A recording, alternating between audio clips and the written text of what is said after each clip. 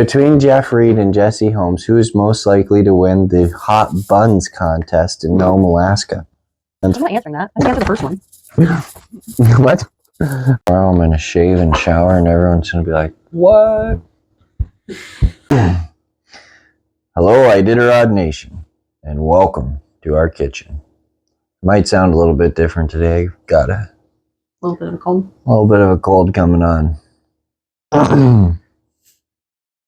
We could probably do like the Heister cadence. like right now they're in Galena.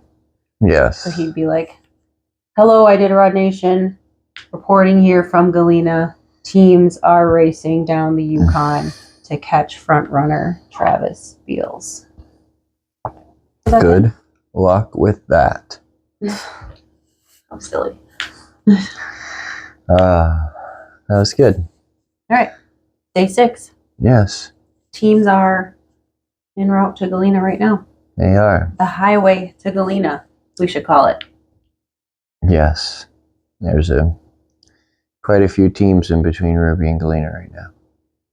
Yeah, there's a good handful. Yeah. There's a lot of teams in Galena. Mm-hmm. Sorry, in Ruby. In Ruby. Yes. A lot of teams in Ruby. From the insider videos today, it sounded like a lot of the teams are going to take their 8 there. Or have taken their 8 there. And then there were a couple that did. Very few that didn't, right? There was, Matt Hall came blowing straight through. LCV stopped fairly short. Pete Kaiser continued moving down the trail. Looked like Paige and Ryan both took their 8 there. Mm.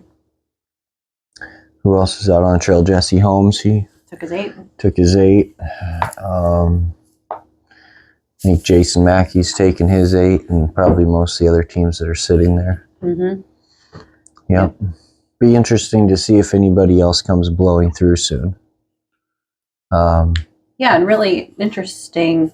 Yesterday I was talking about weather, and we really haven't been paying attention to the weather. Mm-hmm.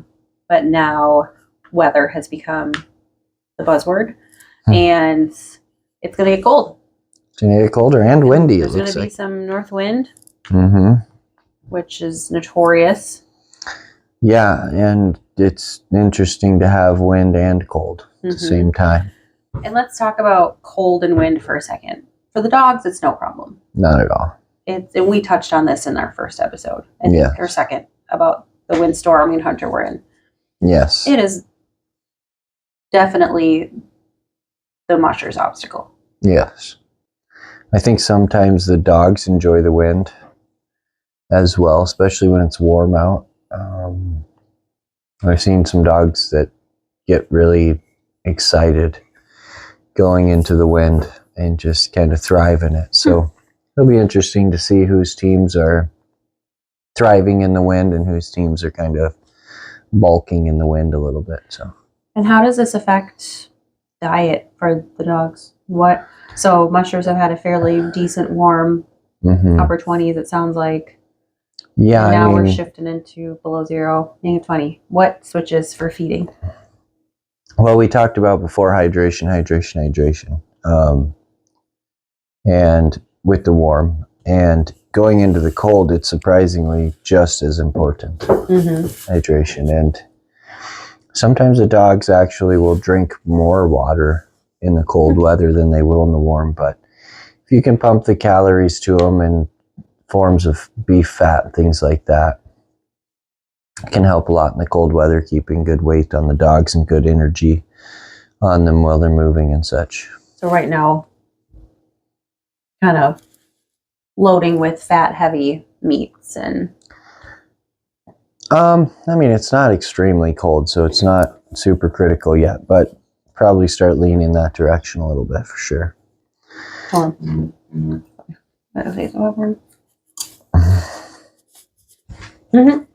Take a bit. Glad we're not live. Popcorn break over. Oh, we're gonna have another one, but okay. Popcorn break 1 over. Talk about the teams right now already. Travis, he's in the driver's seat. He's in the driver's seat. He's in a very good position. There's a lot of teams chasing him. There's a few very nice looking dog teams chasing him.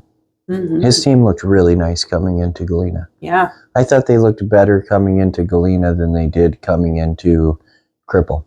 Ruby. No, Cripple. Oh, coming into his 24. No. He's not 24 there. I don't even know what I'm talking about. Coming into Cripple. Yes. Okay. So I thought Travis's dog team looked better coming into Galena than they did probably both in Cripple and in Ruby. Isn't that wild? It is wild, and that's part of that mental game we're talking about. You know, it's the dogs have their funky little peaks and dips and valleys and whatever. And you got to roll with it. And you've got to roll with it. So, yeah, I thought they looked really good coming into Galena. I noticed he had a couple different leaders in lead coming into Galena than he left Ruby with.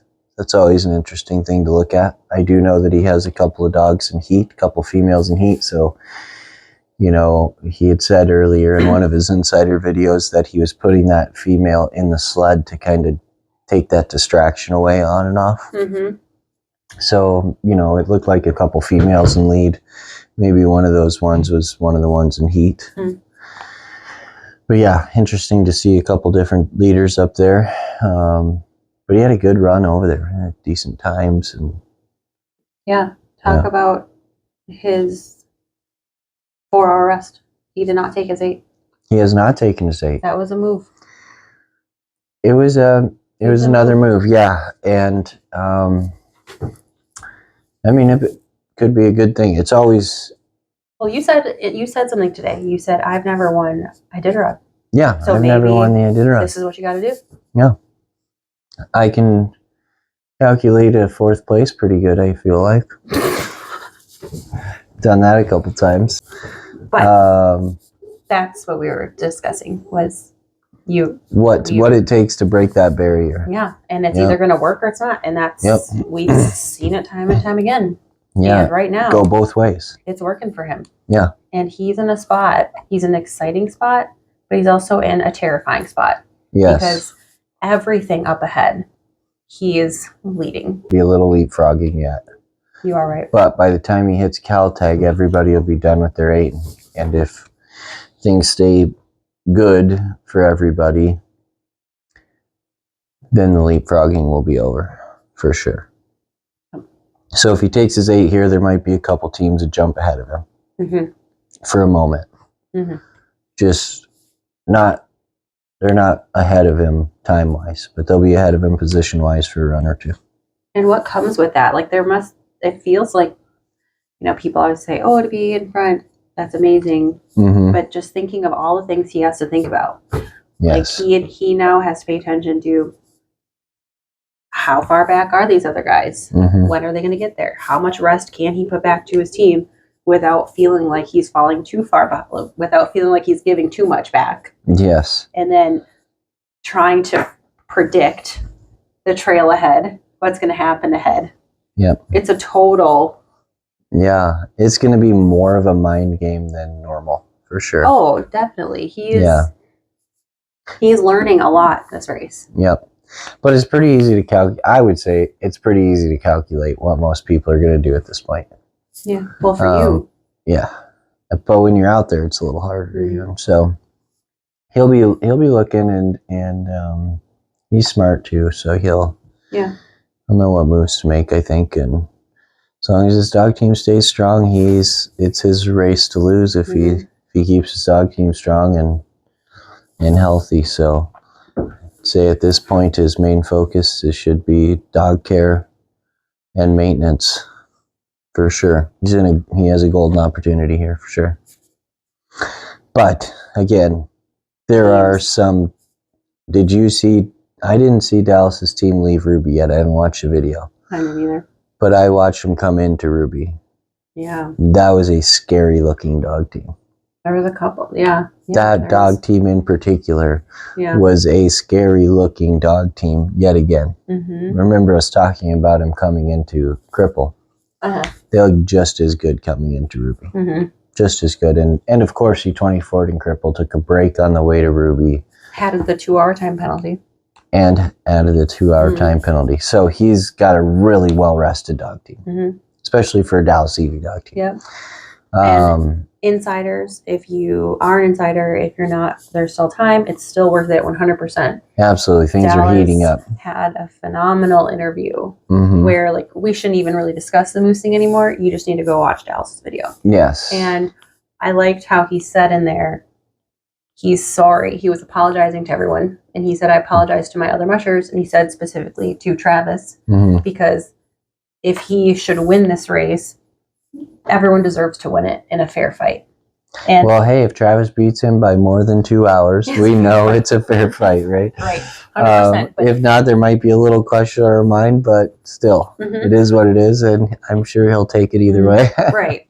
And that's one of my pet peeves, I think, just maybe because you compete or just because I'm in it, is I don't like, like when people say, oh, he just won because it was this, or so-and-so and this, or if this didn't happen, blah, blah, blah. Yeah. That is Iditarod. That's Iditarod. It's a dog race. Iditarod. Anything can happen. I cannot stand that when people say that, especially other mushers. Yes. That is the most, like, ick, because that's Iditarod. So why does everyone want to win a fair fight? Yes. We win because we win. Just think about, like, in 2014, like, what if like Jeff and Allie weren't stuck in that crazy windstorm and Dallas didn't win? Would they just say, oh, there was probably some people that were like, well, Jeff and Allie. No, that's Iditarod. That's Iditarod. It's crazy. There's so many elements to it. Rant done. Jesse Holmes is flying up the Yukon River. He is. And flying. I cannot read him right now. He kind of seems like Jesse Holmes. Does he seem like Jesse Holmes to you? Yes, he is a beast, and he is very spontaneous, maybe is the word. So there you go, spontaneous. I remember last year passing Jesse Holmes. He was camped somewhere outside of Caltag, and I remember him coming past me. He was having trouble, so he's taking bigger rests, rebuilding. And he came past me on my camp on the way to Unacleat in a full lope, just flying down the trail. It was impressive. Did we talk about Matt Hall yet? Well, did we touch on Dallas? We touched on him. Team looks great. It looks amazing. Moving really good up the Yukon, for sure. Going to be interesting to see what he does to make up the time. So is that what... To try to make up the time. Is that what these guys maybe have in their mind right now? Like, the way we can knock some time off is to maintain good speeds that are faster than Travis, like run times. Now, our run times, run times are always important, but I think, run times are important, but right now their probably biggest hope is that Travis gives back a little too much, or he slows. Okay, so that's why, we're seeing the highway to Galena right now. Yeah, it's probably going to be the highway to Caltech. Right now, they're racing for second place unless Travis makes a mistake. That's what I would say. Or slows down. Yes. But there are probably a couple of teams that are trying to figure out how to make a move that would catch him. And there are moves. There's a lot of moves left in front of us. There's a lot of trail left, so they're, we're just getting to the halfway, people. There's another race. There is another race. Yes, there's a long ways to go. So, again, Travis has a lot of maintenance to do. Just maintaining, keeping things moving smoothly. Really exciting. Yeah, but he definitely he's in the driver's seat. Dallas Evie, Jesse Holmes, Matt Hall. Matt Hall's next. Yeah. His speed seemed a little slower. Matt seems like he prefers a little bit slower dog team, and that's fine. That's his style. Yeah, and then he can race when it matters. Yes, and while he prefers a little bit slower dog team, it seems like, and a little bit, because they're slower, they're not wasting energy on their speed and maintaining that speed, so they're capable of going a little farther and resting a little shorter. So Matt Hall is one of those guys that could make one of those big moves to get back up front. We heard in Dallas's interview about how hard his dog team's driving and how it makes it hard to do longer runs when you have a dog team driving that hard. You know all about that, huh? Yes. Like, but at some point, I think that Dallas will figure out how to make a big move. And he will try to cut that time. It ain't over till it's over, baby. Right. Someone's going to do it. Because you have to. You have Somebody's going to feel the pressure and go for it. So anyways, Matt Hall, very capable of making that big move for sure. Pete, he seems like a very strong dog team. Leaving Ruby. They were not quite as what I thought they'd be coming into Ruby, but leaving Ruby, they looked phenomenal. And not that they didn't look good coming into Ruby. It's just that Pete's team usually is the team coming in and out of checkpoints. They're just the team to see. Leaving, they did. Yeah, they look great. Yeah, they came off of that strong. So, and Pete knows how to pull speed out and also do long runs. We see it in the Cusco all the time. Yep. Travis gonna have to watch his back. Definitely. And again, all of these guys have big teams still. Yeah, I was gonna say quickly. Let's touch on dog numbers, and there's no scratches. There's still no scratches. We're almost to the halfway. And I'm big on looking back and things, and I haven't gotten to do that. But I want to see how long it's been since there hasn't been a scratch since the Yukon. Yeah.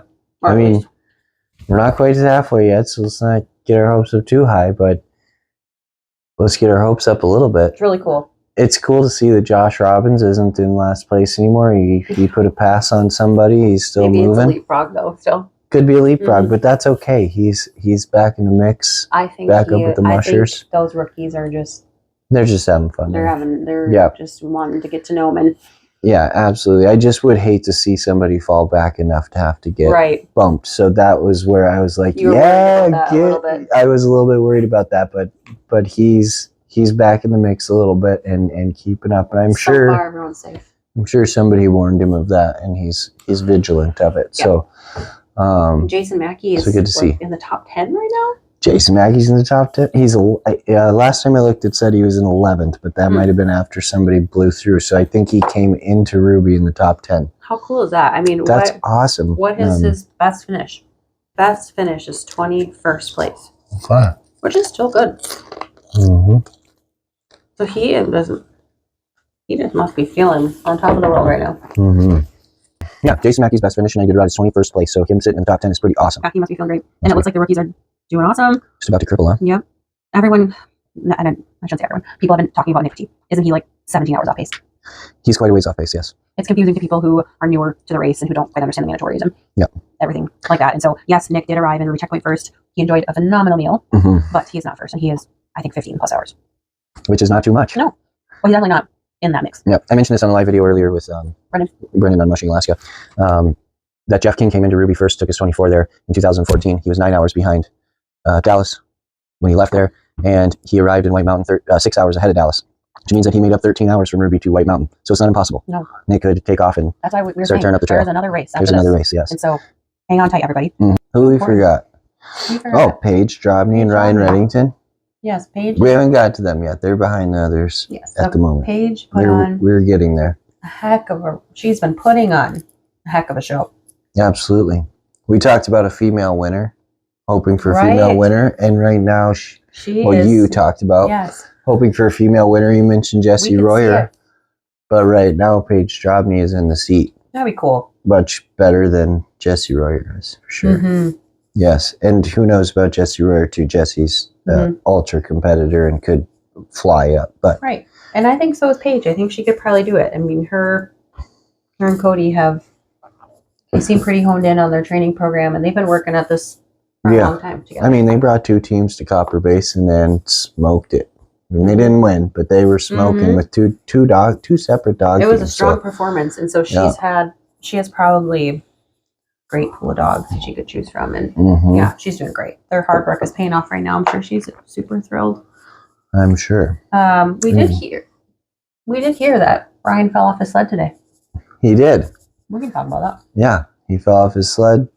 I don't think it's been mentioned anywhere. I haven't seen it in the Insider. Because it's not like he doesn't get penalized for that. No, or anything. I thought for sure that it was going to be in his Insider video.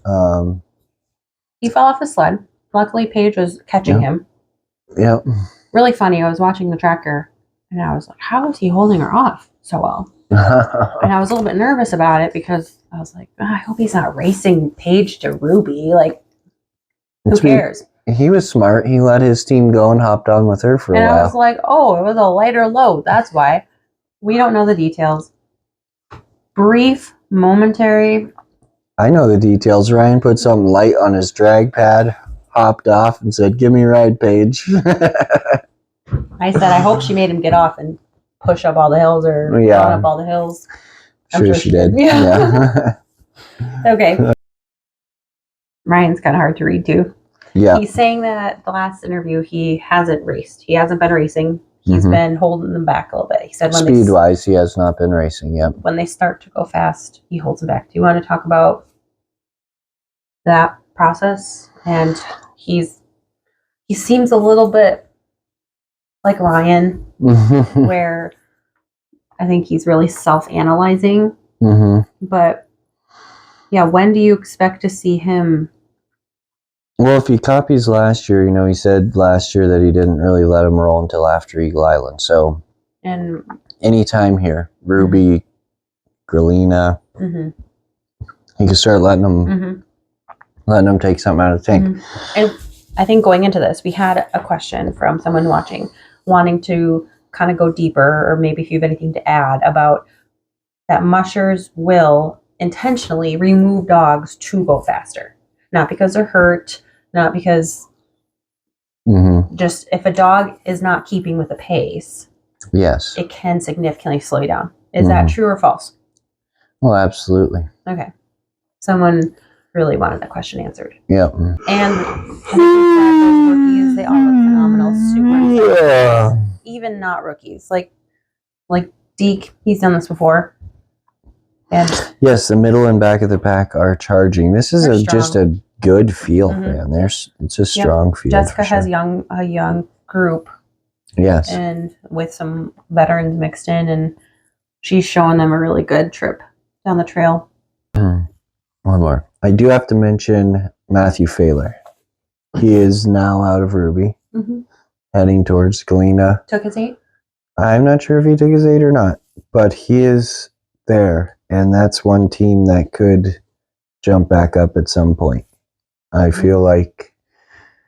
don't feel like Matt pushed into having to recover. I feel like he has been hanging back, being conservative. So there's a good chance that he'll start letting things roll soon as well. And he could jump back up in there and have a really good race as well. Yeah, I'm really excited to see how teams and mushers perform with this wind. Yeah. I almost want to see a good wind. If there's going to be wind, bring it on. Make it good, yeah. From the looks of it, the trail's good on the river, at least so far. Usually it is really good on the river on this northern route because it's so traveled between these checkpoints. All the checkpoints on the northern route are villages. Ruby, Galena, Nulato, and Caltag. And they do a lot of riding in between those 4 villages there. So this trail's usually really good. It looks like it is. Yes. And so I look for all of these mushers to stay pretty equal going up the river, unless somebody's really tanking or somebody like Jesse Holmes, as of now, is really flying. But otherwise, I see these guys staying all pretty equal going up the river. So we're not going to learn much here. If it's easy going, nice trails, we're not going to learn much until they hit Caltech and head on out of there. And we'll start seeing who's got a dog team left to race with. That's where it'll start showing. the rubber meets the road. In Caltech. Leaving Caltech. Yes. Isn't it so funny how much math is getting into it? Yes. So today, Our 3-year-old. when our 3-year-old Mac Mars, when we were watching Travis, we put the screen share onto the TV. We've been when he's awake, and He's when been teams watching. are coming in, we've been putting it on the TV.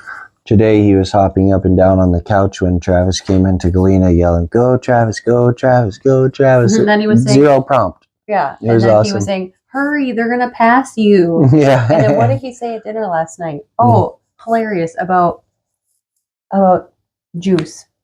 What did he say? Oh yeah. He was telling us something about the race, and Sophia said, "Man, you just know it all, don't you?" Yeah, I do know it all, but I'm going to need my juice first. He knows, I guess, that we have dogs there. And at restart, because we had restart streaming, and he goes, every musher, "Are those my dogs? Are those my dogs? Are those my..." Every single team. And we told him, "Mac, we'll tell you what's your dogs. Are those my dogs?" And then we say, "Mac, those are your dogs. Look, Mac, those are your dogs." Then he would watch and get excited, and then be like, "Are those my dogs?" Yeah, really cute. I don't really know if I'm looking forward to kids going to learn real fast about competition and winning and losing. Yes. Yes, absolutely. And that's tough. I do have to say this really quickly. Something that makes me really happy. I didn't see Ryan leave, and we haven't seen Jason leave yet. But coming into Ruby, none of our dogs have been dropped yet. Oh, leaving. Yeah. That's pretty cool that they're all still. And, whenever... I haven't really leased dogs much ever. But the one thing that I was most nervous about when I leased dogs was that they weren't going to be as big a benefit as these guys thought they were going to be. And then especially Ryan and Jason both grabbed a couple last minute from Eddie Burke. And that made me nervous too, because Eddie trained them. Not that I don't trust Eddie's training program and stuff, but like, Eddie trained them. I haven't seen them all winter. How are they going to be for those guys?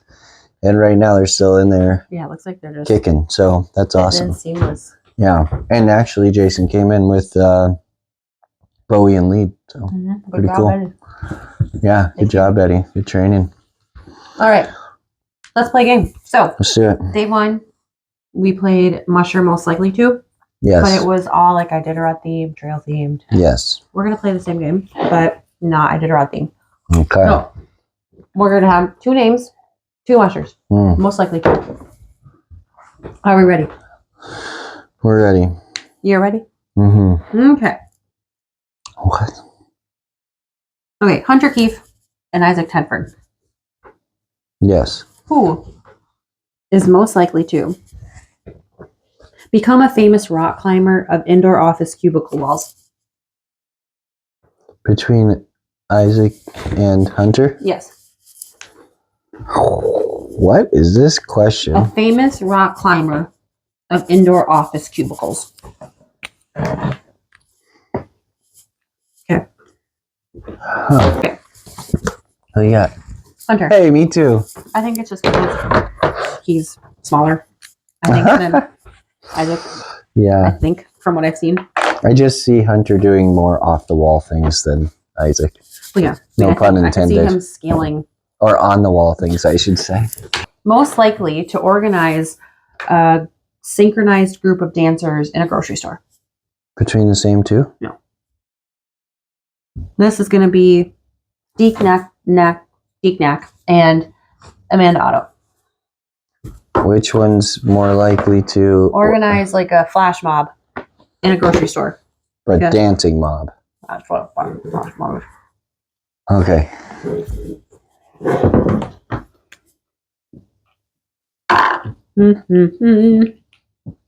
Okay.